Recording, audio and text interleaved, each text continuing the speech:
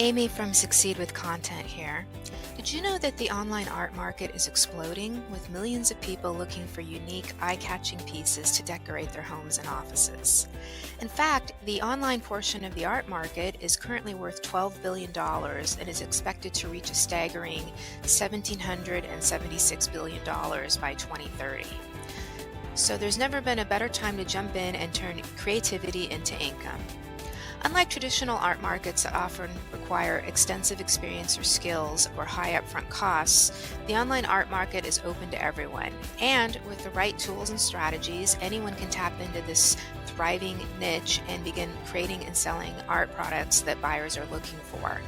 In fact, the sales secret here are trends. Buyers aren't just looking for generic designs, they want pieces that reflect what's popular right now. And with my brand new system, you'll get everything you need to tap into the most popular and emerging art trends that people are buying right now.